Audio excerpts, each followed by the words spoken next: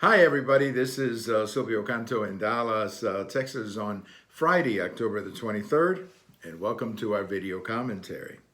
Well, they had a debate last night, and I think it was a pretty good night for President Trump. All these polls and things that you're hearing clearly indicate that it was a good night for President Trump. But I think it was a good night because finally, Joe Biden was forced to talk about issues.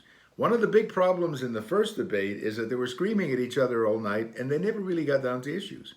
But last night, because President Trump basically restrained himself and just let Joe Biden talk, we got into issues, which of course is bad news for Joe Biden because there's so many contradictions in the things that he says. He's for fracking, he's against fracking.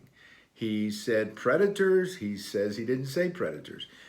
He voted for the crime bill, then he said, well, that was a different crime bill, and so on and so on. So he's got all these contradictions that can only come out if he starts talking. But I think the biggest problem for Joe Biden right now is going to be damage control over the last couple of days, because he said so many things last night that I can assure you that his campaign is like working overtime right now to go out and clarify what he meant.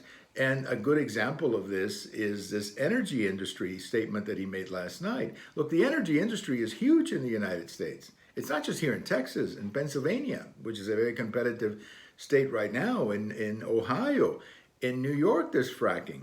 And all these things that he said last night are just going to end up hurting his campaign because he's going to have to spend a lot of time explaining what he meant. And when you have to explain what you mean in politics, you're losing. So I think overall it was a very good night for President Trump. I think he will benefit from this performance, and I feel very strongly that he's going to be reelected. Thank you for watching, and if today is your birthday, happy birthday. Bye-bye, everybody.